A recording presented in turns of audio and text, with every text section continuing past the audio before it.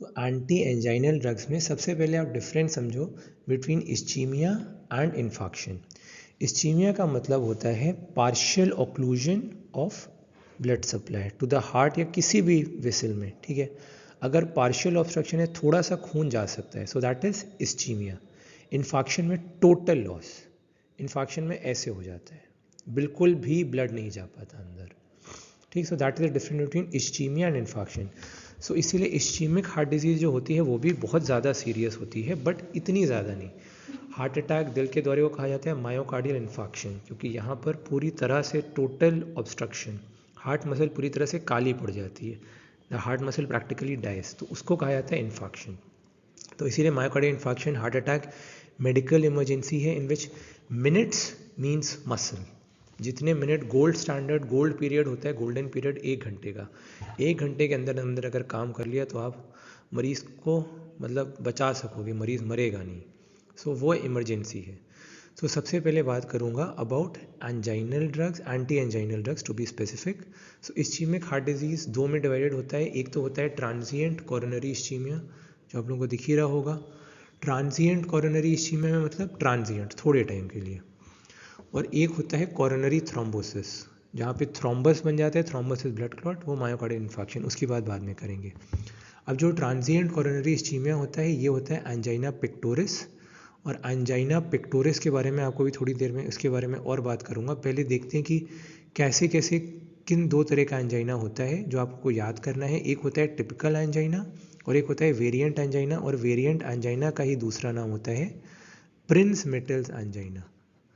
Okay, Prince-Mettels angina which occurs due to coronary vasospasm। अगर आपको याद हो, beta blockers don't prescribe him propranolol. So P से क्या था, प्रिंस मेटल्स एंजाइना, ठीक है, क्योंकि कोरोनरी वेसोस्पाज्म ऑलरेडी है और बीटा ब्लॉकर क्या करेगा, बीटा 2 रिसेप्टर को ब्लॉक करेगा। अल्फा 1 के अनअपोज एक्टिविटी की वजह से क्या होगा, और ज़्यादा वेसो कंस्ट्रिक्शन होगा, ठीक है। अब टिपिकल एंजाइना जो होता है, या तो वो स्टेबल रहेगा, मतलब वो प्लेक जहाँ पर बना है एथेरोस्क्लेरोटिक प्लाक, उसने थोड़ा सा ऑब्स्ट्रक्शन कर रखा है आर्टरी में, वो स्टेबल है। स्टेबल मतलब वो वहीं पर ही है।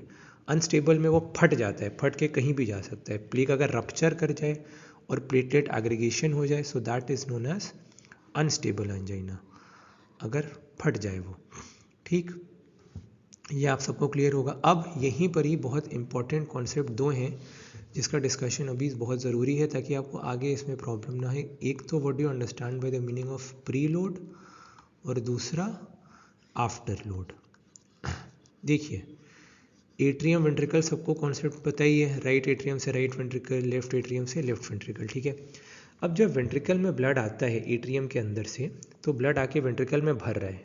Suppose this is the ventricle, ठीक है, ये रिसीवर है, रिसेप्टर है, receiving blood from the atrium. Atrium से ब्लड ऊपर से आया, ये वेंट्रिकल है। पहले वेंट्रिकल इतनी सी थी, अब जब ब्लड धीरे धीरे भरना शुरू हुआ तो वेंट्रिकल धीरे धीरे स्ट्रेच हुई।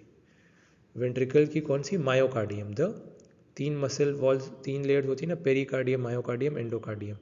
तो अब जो मायोकार्डियम में थोड़ी थोड़ी सी स्ट्रेचिंग हुई, so this stretching of the myocardium, this is known as preload. This stretching of the myocardium is known as preload. Basically this stretching occurs due to increased volume of blood in the ventricle. पहले ventricle इतनी थी, अब ब्लड आ गया, तो this is preload. Preload is basically the stretching of the myocardium in response to blood coming inside the ventricles. So preload को हम कह सकते हैं it occurs just before the systole। दो फेजेज होते हैं, सिस्टोल और डायस्टोल। सो डायस्टोल के एंड में कितना वॉल्यूम वेंट्रिकल्स के अंदर प्रेजेंट है, that is known as the end diastolic volume. और इसकी वजह से जो प्रेशर एग्जर्ट होगा, that is known as the end diastolic pressure. So this is basically preload, end diastolic volume या एंड डायस्टोलिक प्रेशर, जिसकी वजह से मायोकार्डियम की जो वॉल होती है वो थोड़ी सी स्ट्रेच होती है, क्योंकि उस पर प्रेशर पड़ रहा है। सो दैट इज प्रीलोड। अब बात करते हैं आफ्टर लोड की। आफ्टर लोड बहुत ही सिंपल सा कॉन्सेप्ट है। आफ्टर द लोड, लोड क्या है, blood in the ventricles. After the blood has accumulated in the ventricles, अब कितना फोर्स से, कितने ज़्यादा फोर्स से वेंट्रिकल को against the aorta and the pulmonary artery उसको पंप करना पड़ेगा। राइट वेंट्रिकल को पंप करना पड़ेगा against the pressure of the pulmonary artery, और लेफ्ट वेंट्रिकल को पंप करना पड़ेगा against the pressure of the aorta. So ये प्रेशर जो दोनों वेंट्रिकल्स में होता है, the pressure in the right ventricle against the pulmonary artery pressure and the pressure in the left ventricle against the pressure of the aorta. This is basically known as the afterload, मतलब कितने ज़्यादा force से उसको contract करना पड़ेगा. सबको crystal clear है preload afterload? कोई भी डाउट हो please feel free to ask me. उसके बाद एंटी एंजाइनल ड्रग्स बेसिकली वो होते हैं विच कैन प्रिवेंट, अबॉर्ट और terminate attacks of angina pectoris. क्योंकि एक मरीज़ जो डेंटल प्रोसीजर के लिए आया है उसको डेंटल प्रोसीजर के दौरान भी एंजाइना का अटैक हो सकता है. तो इसीलिए dentist should be familiar with its management. Angina basically होता क्या है पहले ये समझते हैं. It is a symptom complex caused by transient, थोड़े टाइम के लिए, myocardial ischemia, and it constitutes a clinical syndrome rather than a disease. ठीक, ये टर्म आती है from the Latin word angina which means infection of the throat, from the Greek ankhone strangling, and the Latin pectus, पेक्टस मतलब chest, and can therefore be translated as a strangling feeling in the chest. यहाँ पे सबस्टर्नली pen होता है बहुत ज़्यादा. ठीक है, अब एक बहुत इंपॉर्टेंट कॉन्सेप्ट इसमें याद ये रखना है आप लोगों को कि एंटी एंजाइनल ड्रग्स जो होते हैं वो कार्डियक इस्चीमिया को तो रिलीव कर देते हैं but they do not alter the course of coronary artery pathology. मतलब कार्डियक इस्चीमिया को ठीक कर देंगे बट कॉरोनरी आर्टरी की जो पैथोलॉजी है उसके कोर्स को ऑल्टर नहीं करेंगे. Therefore no permanent benefit is afforded. ठीक, क्लासिफिकेशन कैसा होता है एंटी एंजाइनल ड्रग्स का? ये 5, फिर से 5 nitrates, short acting, long acting. Short acting में ग्लिसरल ट्राइनाइट्रेट. अगर देखो सब लिंगुअल रूट से देंगे किसी भी चीज़ को तो ऑब्वियस ही बात है वो शॉर्ट एक्टिंग ही होगी, और अगर ओरल रूट से देंगे तो लॉन्ग एक्टिंग. तो ऐसे ग्लिसरल ट्राइनाइट्रेट, आइसोसॉर्बाइड डाइनाइट्रेट सब लिंगुअल रूट से दिया तो शॉर्ट एक्टिंग. एस फॉर सब lingual, S for short acting, कोई भी सब लिंगुअल रूट से देंगे. लॉन्ग एक्टिंग आइसोसॉर्बाइड डाइनाइट्रेट को अगर ओरल रूट से दे दिया तो लॉन्ग एक्टिंग हो जाएगा. ठीक है, सॉर्बिट्रेट के नाम से आता है, ब्रांड नेम इसका जो है. फिर isosorbide mononitrate, erythritol tetranitrate, penta erythritol tetranitrate. Beta blockers propranolol, metoprolol, atenolol को प्रेफर करेंगे क्योंकि ये कार्डियो सेलेक्टिव है, मेटोप्रोलॉल और atenolol. Calcium channel blockers discuss कर चुका हूँ पहले, verapamil, diltiazem, these are the rate limiting ones. इनको ज़्यादा प्रेफरेंस करेंगे over the dihydropyridine such as amlodipine and nitrendipine. फिर एक होता है पोटाशियम चैनल ओपनर, और लास्ट में कुछ नए एंटी एंजाइनल ड्रग जैसे कि ट्राइमेटाजिडीन या रानोलेजिन या फिर आइवाब्रिडीन भी डिस्कस करूंगा. ठीक, अब बात करते हैं सबसे पहले साइट ऑफ पेन. सबस्टर्नल होता है, constricting sensation, pressure like feeling और tightness in the chest, and this is frequently transmitted to the neck, गर्दन में, लेफ्ट शोल्डर, लेफ्ट आर्म और द लोअर जॉ यहाँ पर. Occasionally it can radiate to the back और down the right arm also. ठीक है, ये occasionally होता है. ठीक, अब पैथोफिजियोलॉजी ऑफ एंजाइना डिस्कस करूँगा. आपको मैं एक बहुत सिंपल कॉन्सेप्ट बताता हूँ. एंजाइना अगर कोई आपसे पूछे बेटा एक सेंटेंस में मुझे एंजाइना बताओ, तो कुछ नहीं, आपको सिंपल बताना है. कोई भी XYZ पर्सन हो, स्पेशली वाइवा में अगर एग्जामिनर पूछे, सो एंजाइना को आपको अगर एक्सप्लेन करना हो in one sentence, imbalance between myocardial oxygen supply and myocardial oxygen demand. इसको इसी YouTube वीडियो के एग्जांपल से आप समझ लो. जितनी आप लोगों की डिमांड है स्टूडेंट्स की, सप्लाई भी आपको वीडियोस उतने होने ताकि आपको कॉन्सेप्ट समझ में आए. So it all depends on supply and demand, main financial principles. ठीक है, अब देखो ऑक्सीजन डिमांड को या तो डिक्रीज़ कर दो या फिर ऑक्सीजन की सप्लाई बढ़ा दो. यही दो थेरेप्यूटिक मोडालिटीज़ पर हम काम कर सकते हैं. तो देखो ऑक्सीजन की डिमांड को डिक्रीज़ करने के लिए हमको हार्ट रेट को कम करना पड़ेगा, force of contraction, cardiac contractility को कम करना पड़ेगा, या मायोकार्डियल वॉल टेंशन को कम करना पड़ेगा. हार्ट रेट को कम करने के लिए बीटा ब्लॉकर्स और कुछ कैल्शियम चैनल ब्लॉकर जैसे कि वेरापामिल और डिल्टियाजिम. ठीक, मायोकार्डियल वॉल टेंशन के लिए वेंट्रिकुलर वॉल्यूम एंड प्रेशर, ये आफ्टर लोड प्री लोड का कॉन्सेप्ट समझा ही चुका हूँ. Preload is decreased by nitrates whereas afterload is decreased by calcium channel blockers. फिर ऑक्सीजन सप्लाई कैसे बढ़ेगी? Flow to ischemic subendocardial tissues improved by nitrates, calcium channel blockers and beta blockers. ठीक है, इससे regional flow का distribution बढ़ जाएगा. Oxygen extraction आराम से हो पाएगा. कॉरोनरी ब्लड फ्लो कैसे बढ़ेगा? By nitrates and calcium channel blockers. ठीक है, तो जो मैंने आप लोगों को पैथोफिजियोलॉजी बताई ही थी it occurs due to imbalance between myocardial oxygen supply and demand. सबसे कॉमन क्वेश्चन ये पूछा जा सकता है कि कोरोनरी एथेरोमा होता कहाँ पर है। मोस्ट कॉमन कॉज इसका होता है coronary atheroma which is in the left anterior descending artery. ठीक, due to inadequacy of the ischemic left ventricle and diastolic left ventricular pressure rise कर जाता है 5 से 25 मिलीमीटर मर्करी, जो मैंने आपको बताया था ना, and diastolic pressure, that is the preload. So this produces subendocardial crunch during diastole and aggravates the ischemia in this region. ठीक। अब टाइप्स ऑफ एंजाइना मैंने आपको बताया था, जो आप लोगों को जानने हैं, टिपिकल और स्टेबल एंजाइना, प्रिंस मेटल्स और वेरिएंट एंजाइना, और लास्ट अनस्टेबल या क्रेसेंडो एंजाइना जिसमें प्लेक फट जाता है। ठीक। स्टेबल एंजाइना को एफर्ट एंजाइना भी कहते हैं, जिसमें कि फिक्स्ड एथेरोस्क्लेरोटिक नारोइंग होती है मोर देन और इक्वल टू 75% ऑफ वन और मोर कोरोनरी आर्टरीज। इस क्रिटिकल स्टेनोसिस में, स्टेनोसिस मतलब नारोइंग, मायोकार्डियल ऑक्सीजन सप्लाई में भी सफिशिएंट बेसल कंडीशंस में, बट जब एक्सरसाइज कोई करता है तब वो हो सकता है रिक्वायरमेंट ना हो पाए एडिक्वेटली मीट। ठीक। अटैक्स इसमें they are provoked by exercise, emotion, anger, fear, sexual intercourse, और ये सबसाइड कर जाते हैं when the increased energy demand is withdrawn. Stress test में एसटी सेगमेंट डिप्रेशन दिखता है। Pain can last from 30 seconds to 30 minutes and is relieved by rest or nitroglycerin. Then variant angina में temporary increase in coronary vascular tone, that is vasospasm, causing a marked but transient reduction in the luminal diameter. औरतों में ज़्यादातर होता है, specially younger women में, and it has been associated with vasospastic disorders such as Raynaud's phenomenon and migraine headaches. क्योंकि ये demand induced symptom नहीं है but rather a supply abnormality, क्योंकि इसमें कोई डिमांड तो ऑक्सीजन की बढ़ नहीं रही, उसमें तो एक्सरसाइज करते हैं तो पेन बढ़ता है टिपिकल एंजाइना में। इसमें डिमांड का कोई पंगा ही नहीं है, इसमें बेसिकली सप्लाई का पंगा है। सप्लाई क्यों? क्योंकि वेसोस्पाज्म में चली गई आर्टरी। तो इसीलिए exercise treadmill stress testing is of no value इसकी डायग्नोसिस में, क्योंकि ट्रेडमिल टेस्टिंग में तो हम एक्सरसाइज करेंगे बट इसके एक्सरसाइज से कोई लेना देना ही नहीं। So most sensitive and specific test variant angina के लिए जो होता है, that is administration of ergonovine given by the intravenous route. 50 microgram ergonovine का 5 मिनट्स के इंटरवल्स पे दिया जाता है जब तक कि पॉजिटिव रिजल्ट ना आए, या फिर मैक्सिमम डोज 400 माइक्रोग्राम्स तक की भी एडमिनिस्टर करी गई है। और अगर पॉजिटिव होता है तो symptoms and associated ST segment elevation should be present. उसके बाद nitroglycerin rapidly reverses the effects of ergonovine if refractory spasm occurs. Refractory मतलब not responding to anything. Medical therapy Prinzmetal's angina में vasodilator drugs जिसमें nitrates, calcium channel blockers, beta blockers and large dose of aspirin are absolutely contraindicated. Reasons बता चुका हूँ variant angina में क्यों नहीं दिया जाता।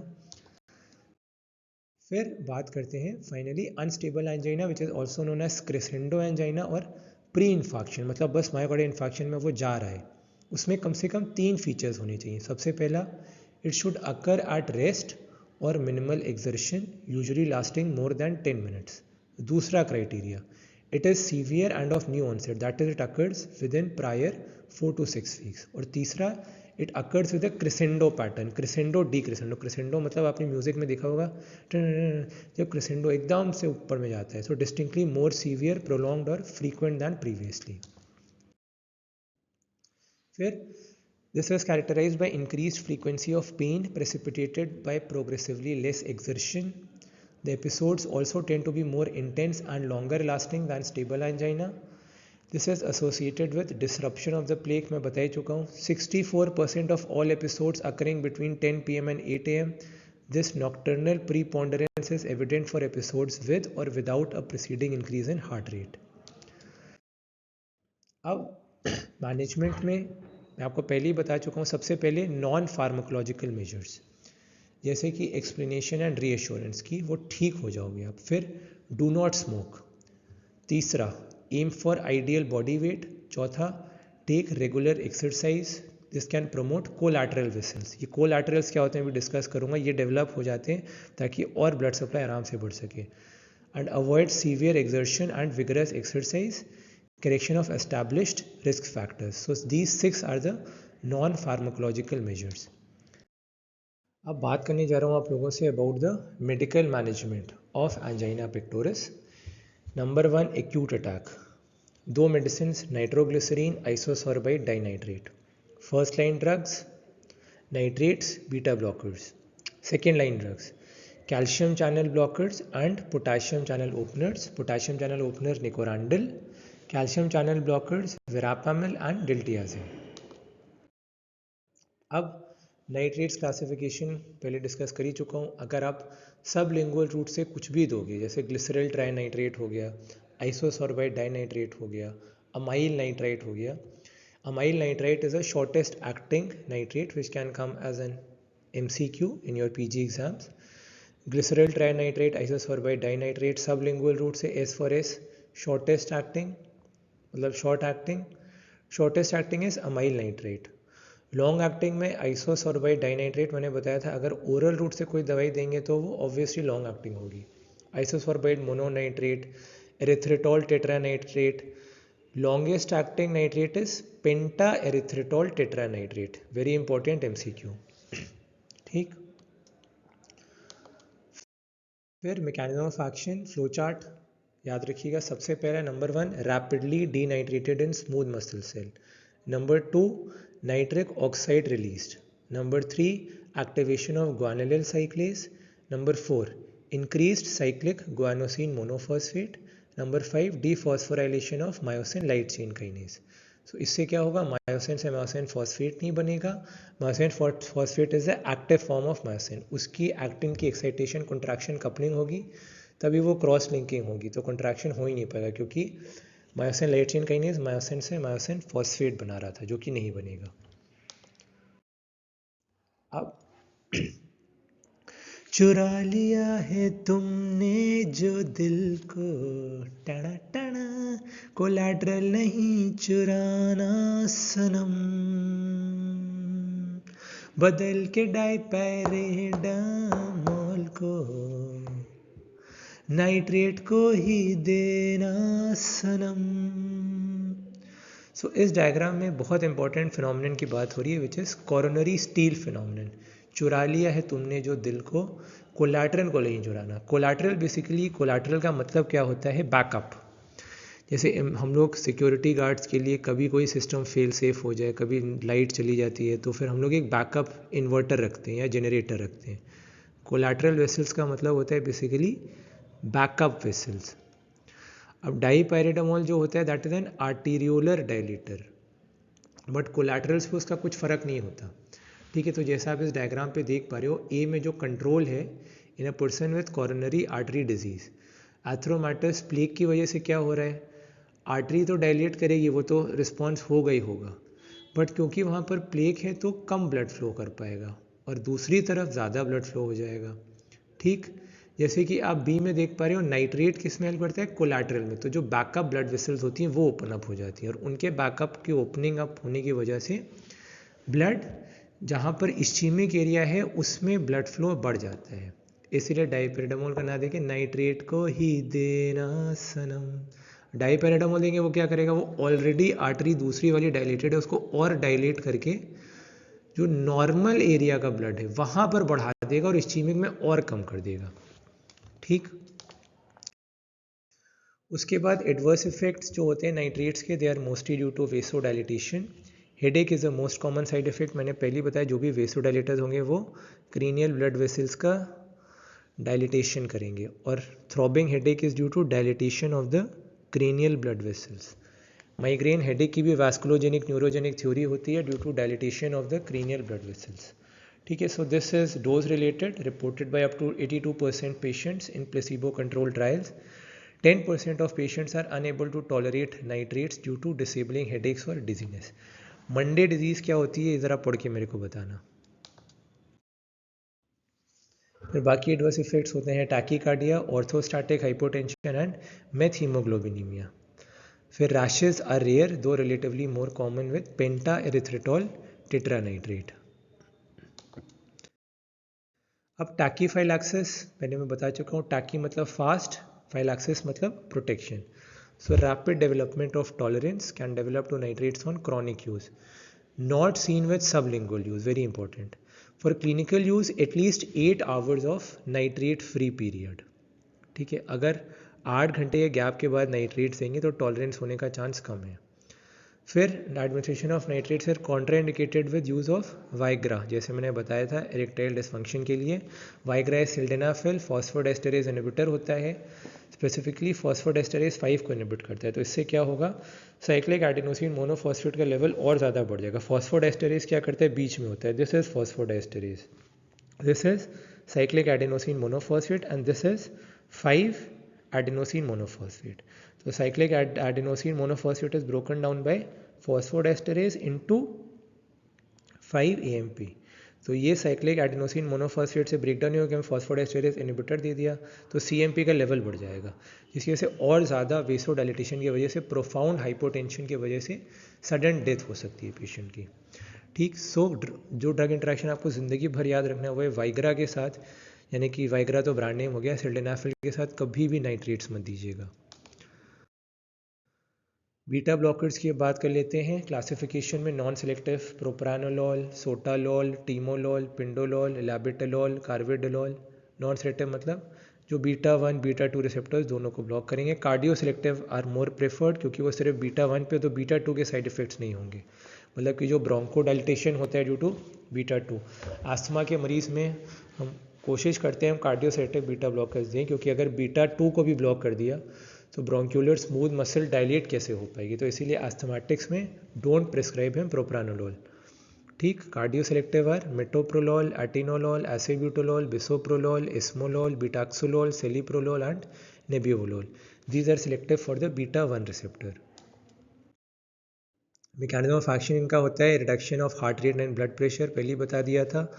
ऑक्सीजन की जो डिमांड होती है उसको कम कर देते हैं. ठीक है. So reduction of heart rate and blood pressure की वजह से decrease myocardial oxygen consumption, improved exercise tolerance.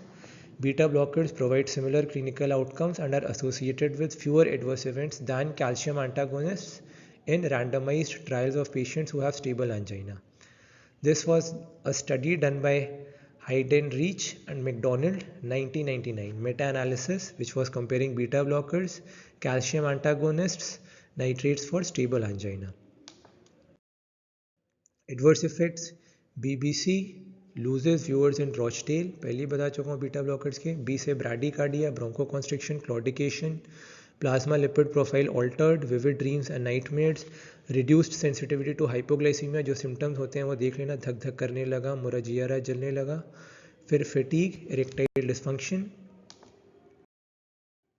Contraindications, don't prescribe him propranolol. फिर कैल्शियम चैनल ब्लॉकर्स, मैंने आपको बताया था phenylalkylamine and verapamil, benzothiazepine, diltiazem. These are the preferred ones in angina pectoris. Dihydropyridines को hypertension के treatment में हम लोग देते हैं. निफेडिपिन, फिलोडिपिन, जितने भी डिपीन्स हैं, amlodipine, nitrendipine, nimodipine, lacidipine, lercanidipine, benidipine, isradipine, nicardipine, the drug of choice in hypertensive emergencies now. Nisoldipine. Mechanism of action, फिर से वही flow chart. Number 1, block voltage gated L type calcium channels. Number 2, drugs bind more effectively to open channels and inactivated channels. Number 3, reduces the frequency of opening in response to depolarization. Number 4, decrease in transmembrane calcium current. Number 5, decrease in contractility throughout the heart and decrease in sinus node, pacemaker rate and atrioventricular node conduction velocity. Adverse effects, well tolerated, associated with few side effects. Recent trials, एक थी anti-hypertensive and lipid lowering treatment to prevent heart attack trial which is known as a ALHAT trial, और दूसरी international verapamil slow release और trandalopril study that is the INVEST trial, और तीसरी trial controlled onset verapamil investigation of cardiovascular endpoints or the CONVINCE study. No association with precipitation of cardiovascular events was found. Dihydropyridines may cause reflex tachycardia, ये भी mechanism explain कर चुका हूँ. Baroreceptor reflex, flushing, headache and ankle swelling. Diltiazem and verapamil depress cardiac conduction and cause bradycardia and should not be given to people with heart block or treated with a beta blocker. Verapamil may cause constipation. ये बता चुका हूँ concept में. क्यों constipation? क्योंकि जो calcium channel को block करेगा तो कॉन्ट्रैक्शन होगा ना, जीआई मोटिलिटी किससे बढ़ेगी? कॉन्ट्रैक्शन किससे होगा? कैल्शियम आयन से. और वो अगर ब्लॉक हो गए तो फिर दिक्कत से टट्टी जाएगी. ठीक, तो इसीलिए constipation. Contraindications in patients with unstable angina, immediate release short acting calcium channel blockers can increase the risk of adverse cardiac events and therefore absolutely contraindicated. Calcium channel blockers do not reduce the risk of initial or recurrent infarction or death when given routinely to patients with acute myocardial infarction or unstable angina. फिर potassium channel openers classification: nicorandil, pinacidil, chromacillin, minoxidil and diazoxide. Nicorandil inhibits rest and effort angina, unresponsive to usual doses of calcium antagonist and oral nitrate. Use: resistant angina, adverse effects, flushing, palpitation, weakness, headache, dizziness, nausea and vomiting. Drug interactions: sildenafil. Mechanism of action क्या होता है इनका? Important है ये. It causes activation of ATP sensitive potassium channels. उसकी वजह से क्या होगा? Hyperpolarization of vascular smooth muscle. Please have a look at my antiarrhythmic video to get this concept. Nitric oxide का डोनर होता है. Increase in cyclic GMP leading to relaxation of blood vessels. First nitric oxide donor. Second increased CGMP cyclic guanosine monophosphate. Third, relaxation of blood vessels. Nicorandil is believed to exert cardioprotective effect by stimulating ischemic preconditioning as a result of activation of mitochondrial K-ATP channels. Ischemic preconditioning is a phenomenon in which brief periods of ischemia and reperfusion exert a cardioprotective effect on subsequent total vascular occlusion. बाकी के anti anginal drug जैसे कि डायपेराडामोल inhibit करते हैं platelet aggregation को by potentiating prostaglandin I2 and increasing CMP in platelet. से पहले बता चुका हूँ. ठीक है, कैसे CMP से प्लेटलेट एग्रीगेशन इनहिबिट होता है. Not useful as antianginal drug due to coronary steal phenomenon but is being employed for prophylaxis of coronary and cerebral thrombosis in post-MI and post-stroke patients, as well as to prevent thrombosis in patients with prosthetic heart valves. Then trimetazidine. This is used as an add-on medication to conventional therapy in angina and post-myocardial infarction patients. Mechanism of action इसका होता है causes inhibition of mitochondrial enzyme long chain 3-ketoacyl thiolase, that is LC3-CAT. इसकी वजह से क्या होता है? It reduces fatty acid metabolism in myocardium and increases glucose metabolism. ठीक है, so shift back of substrate to glucose decreases oxygen demand. Fatty acid के metabolism के लिए ज़्यादा ऑक्सीजन चाहिए बट ग्लूकोज के मेटाबॉलिज्म के लिए कम चाहिए. आप लोग पढ़ चुके हो बायोकेमिस्ट्री में कितने ATP और कितनी ATP दोनों में चाहिए होते हैं. ठीक. Side effects: gastric burning, dizziness, fatigue, muscle cramps. Other uses are visual disturbances, tinnitus and Meniere's disease. Ranolazine is a newer anti-anginal drug used in the prophylaxis of angina. ठीक है, prophylaxis. Acts by mechanism of action क्या होता है? Acts by reducing a late sodium current that facilitates calcium entry via the sodium calcium exchanger, decreased intracellular calcium concentration, उसके बाद decreased cardiac contractility and work. It also inhibits LC3-CAT जिसकी बात मैं trimetazidine में कर ही चुका हूँ. Adverse effects: dizziness, weakness, constipation, postural hypotension, headache and dyspepsia. Adverse effects: dizziness, weakness, constipation, postural hypotension, headache and dyspepsia.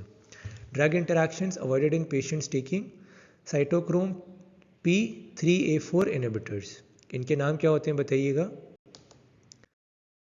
फिर ivabradine, which has been introduced recently, uses chronic stable angina with sinus rhythm patients in whom beta blockers are contraindicated or they are intolerant to beta blockers. Another use is inappropriate sinus tachycardia. Mechanism of action: relatively selective IF sodium channel blocker that reduces cardiac rate by inhibiting the hyperpolarization activated sodium channel in the sinoatrial node. Then other drugs: oxyfedrine improves myocardial metabolism so that heart can sustain hypoxia better. Fasudil is a Rho kinase. Rho kinase plays an important role in calcium sensitization for vascular smooth muscle contraction. It may be involved in the inappropriate coronary vasoconstriction during exercise-induced myocardial ischemia. So Fasudil is an inhibitor of smooth muscle Rho kinase, which reduces coronary vasospasm in experimental animals. In clinical trials in patients with coronary artery disease, it has improved performance in stress tests. Now talking about the surgical intervention. दो तरह से हो सकता है, percutaneous coronary intervention और coronary artery bypass grafting. अब stable angina की बात करते हैं. ट्रीटमेंट में सबसे पहले drug of choice depends on individual patients response. Hypertensive मरीजों में monotherapy with either slow release और long acting calcium channel blockers और बीटा ब्लॉकर्स में भी एडिक्वेट. नॉर्मोटेंसिव पेशेंट्स में लॉन्ग एक्टिंग नाइट्रेट्स में भी सूटेबल. ठीक है, जिनमें ब्लड प्रेशर ठीक है. कॉम्बिनेशन थेरेपी ज़्यादा इफेक्टिव है than monotherapy, as can be clearly seen in the below mentioned clinical trials. The combination of a calcium antagonist and a beta blocker is statistically more effective than either monotherapy. Then second number per, the combination of trimetazidine with beta blockers or long-acting nitrates significantly improves exercise stress test parameters and angina symptoms compared with placebo. Placebo dummy medication होती है, pharmacologically inert substance. Clinical trials की video में देख लीजिएगा. Number 3 में trimetazidine is useful for combination therapy in patients with stable angina insufficiently controlled by monotherapy with a beta blocker. Variant angina में calcium channel blockers are extremely effective in preventing coronary spasm. The long acting nitrates examples बता ही चुका हूँ. Nicorandil, potassium channel opener and Rho kinase inhibitors, Fasudil are also useful for inhibiting coronary artery spasm. Stent implantation in patients with recurrent variant angina refractory to medical treatment can be an alternative treatment in carefully selected clinically unstable patients. Unstable angina में aggressive, mind the word aggressive बहुत ज़्यादा aggressive antiplatelet therapy with aspirin and clopidogrel is indicated. In non-prior aspirin users, combination antithrombotic therapy with aspirin plus anticoagulation significantly reduces recurrent ischemic events in the early phase of unstable angina. If percutaneous coronary intervention with stenting is required, glycoprotein 2b3 inhibitors बताई चुका हूँ, खाना खाओ eat EAT, eptifibatide, abciximab or tirofiban should be added. In addition, therapy with nitroglycerin and beta blockers should be considered. Calcium channel blockers should be added in refractory cases. Primary lipid lowering and angiotensin converting enzyme inhibitor therapy should also be initiated. Consideration should be given to measuring serum levels of a cardiac troponin, either cardiac troponin T या फिर I का marker, and using intravenous glycoprotein 2b3A inhibitors and low molecular weight heparin in the standard management of patients with unstable angina. Non-drug therapies for unstable angina include intra-aortic balloon counterpulsation, percutaneous transluminal coronary angioplasty and coronary artery bypass surgery. Refractory angina में clinical trials have shown that combined hemodynamic and metabolic treatment is more effective than combined hemodynamic therapy and is well tolerated. Hemodynamic agents are nitrates, beta blockers and calcium channel blockers. Refractory angina मतलब angina not responding to any therapy. So उसमें ये तो हम देंगे ही, साथ में metabolic agents भी दे सकते हैं such as trimetazidine और L-carnitine are a new class of drugs that directly modify the use of energy substrate. मैंने कहा था वो फैटी एसिड के बजाय ग्लूकोज को एज अ सबस्ट्रेट यूटिलाइज करने लगेंगे. lessening ischemic injury and improving cardiac performance during ischemia. For patients with severe angina pectoris not responding to combination therapy of a beta blocker with a nitrate, triple therapy may be of advantage, although the number of patients studied has been small. अब बात करते हैं nitrates के बारे में. All organic nitrates share the same action, सिर्फ time course में differ करते हैं. Major action is non specific smooth muscle relaxation.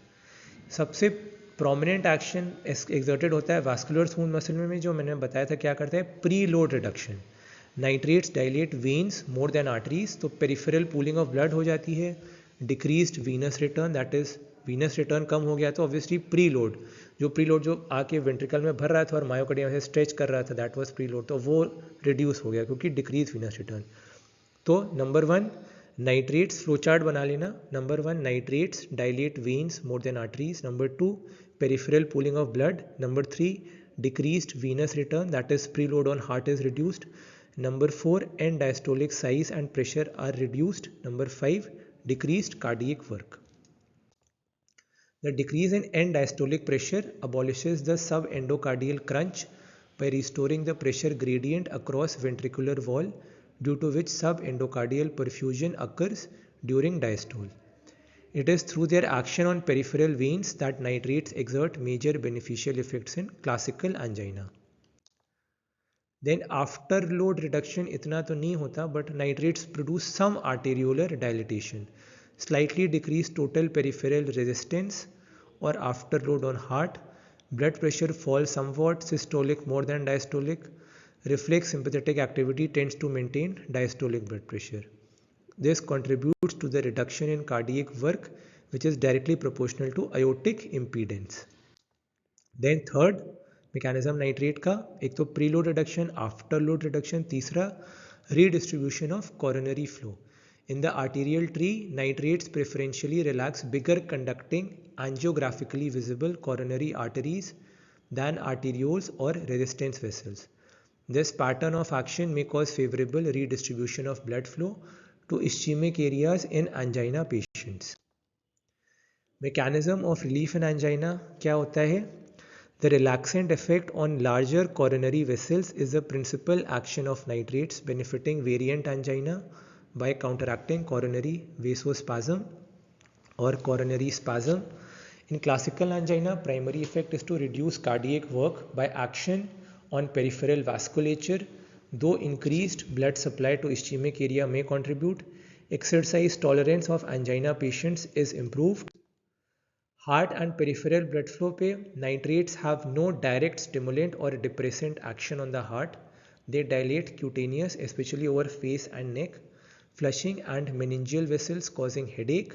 Splanchnic and renal blood flow decreases to compensate for vasodilatation in other areas. Nitrates tend to decongest lungs by shifting blood to systemic circulation. ठीक है, shift हो जाता है blood from the pulmonary circulation into the systemic circulation, तो इसीलिए lung का decongestion हो जाता है. Mechanism of action flow chart बना लीजिएगा. Number 1 rapidly denitrated in the smooth muscle cell. Number 2 nitric oxide released. Number 3 activation of guanylyl cyclase. Number 4 increased cyclic guanosine monophosphate. Number 5 dephosphorylation of myosin light chain kinase. Number 6 no actin myosin complex formation. Adverse effects due to vasodilatation, fullness in head, throbbing headache, पता ही चुका हूँ cranial blood vessels के वेसोडाइलेटेशन की वजह से. Some degree of tolerance develops on continued use. Flushing, weakness, sweating, palpitation, dizziness and fainting, this can be mitigated by lying down. तीसरा vasodilatation की वजह से मेथ हीमोग्लोबिनीमिया. क्या होता है मेथ हीमोग्लोबिन, पढ़ के बताना. Which is insignificant with clinically use doses. Rashes are rare. Then tolerance is attenuation of hemodynamic and anti-ischemic effect of nitrates which occurs in a dose and duration of exposure dependent manner if they are continuously present in the body. Monday disease के बारे में पढ़ के बताना. This tolerance weans off rapidly within hours when the body is free of the drug. Clinically, no significant tolerance develops on intermittent use of sublingual glyceryl trinitrate for attacks of angina. However, it can become important when glyceryl trinitrate is used orally, transdermally, or by continuous intravenous infusion round the clock, as well as with the use of long-acting agents, especially sustained release formulations. तो उसमें tolerance हो सकती है. सबसे practical way nitrate free intervals of 8 hours. Interactions में बता ही चुका हूँ. Sildenafil causes dangerous potentiation of nitrate action, severe hypotension, myocardial infarction, and deaths are on record. Additive hypotension is also possible when nitrate is given to a patient receiving other vasodilators. Uses: angina pectoris. Nitrates are effective in classical as well as variant angina for aborting or terminating an attack. Sublingual, below the tongue, glyceryl trinitrate tablet और spray भी आ जाते हैं. और isosorbide dinitrate is taken on as and when required basis.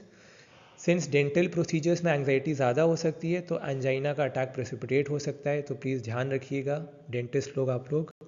Sublingual glyceryl trinitrate tablet और spray should be readily available for aborting और terminating an attack on the dental chair. अपनी dental chair पे ज़रूर glycerol trinitrate की tablet रखिएगा या spray रखिएगा. Myocardial infarction में carefully titrated intravenous infusion to avoid hypotension and tachycardia. Glyceryl trinitrate is frequently used during evolving myocardial infarction with the aim of relieving chest pain, pulmonary congestion, and relieving chest pain number 1, relieving pulmonary congestion number 2, number 3, limiting the area of necrosis by favorably altering oxygen balance in the marginal partially ischemic zone by reducing cardiac work. फिर congestive heart failure and acute left ventricular failure में nitrates can afford relief by venous pooling of blood. मैंने बताया था आपको क्या करता है. इसमें फ्लो चार्ट बना सकते हो. Nitrates number 1, nitrates afford relief by venous pooling of blood which can be aided by sitting posture while managing acute left ventricular failure or severe chronic congestive heart failure. Number 2 फिर क्या होगा, reduced venous return और preload. Number 3 decrease in end diastolic volume. Number 4 improvement in left ventricular function and regression of pulmonary congestion. Intravenous glyceryl trinitrate is the preparation of choice for emergency use. Then biliary colic. चौथा use क्या हो सकता है, biliary colic due to gallstone and that caused by morphine. Response to sublingual glyceryl trinitrate और isosorbide dinitrate. Number 5 oesophageal spasm. पाँच uses हो गए. Oesophageal spasm, sublingual glyceryl trinitrate promptly relieves pain. Number 6 cyanide poisoning में nitrates generate meth hemoglobin which has high affinity for cyanide radical and forms cyanometh hemoglobin. In cyanide poisoning, sodium nitrate is injected by the intravenous route, produces meth hemoglobin which has high affinity for cyanide radical and forms cyanometh hemoglobin. However, this may again dissociate to release cyanide. Therefore, sodium thiosulfate is given to form sodium thiocyanate which is poorly dissociable and is excreted in urine. Cytochrome and other oxidative enzymes are thus protected from cyanide, क्योंकि cyanide से तो instant death होती है. ठीक. अब beta blockers क्या करते हैं, they reduce cardiac work and oxygen consumption. They do not dilate coronaries और other blood vessels. Total coronary flow is rather reduced due to blockade of dilator beta 2 receptors. But क्यों देते हैं इसको, because flow to the ischaemic subendocardial region is not reduced because of favorable redistribution and decrease in ventricular wall tension. Cardioselective agents, मैं आपको पहले ही बता चुका हूँ, metoprolol, atenolol are preferred over non-selective such as propranolol. Calcium channel blockers का mechanism of action flow chart. Number 1 block voltage gated L-type calcium channel. Number 2 decrease frequency of opening in response to depolarization. Number 3 decrease in transmembrane calcium current. Number 4 decrease in contractility throughout the heart and decrease sinus node pacemaker rate and atrioventricular node conduction velocity. Potassium channel openers में निकोरांडिल, this dual mechanism anti-anginal drug activates ATP sensitive potassium channels thereby hyperpolarizing vascular smooth muscle. देख लेना anti arrhythmic के उसमें mechanism. Nitrates की तरह ये भी nitric oxide का डोनर होता है, relaxes blood vessels by increasing cyclic guanosine monophosphate. Thus arterial dilation is coupled with venodilatation. Coronary flow is increased. Dilatation of both epicardial conducting vessels and deeper resistance vessels has been demonstrated. No significant cardiac effects on contractility and conduction have been noted. Beneficial effects on angina frequency and exercise tolerance comparable to nitrates and calcium channel blockers have been obtained in stable as well as vasospastic or Prinzmetal's angina. Side effects of nicorandil are flushing, palpitation, weakness, headache, dizziness, nausea and vomiting. Mouth ulcers are frequent.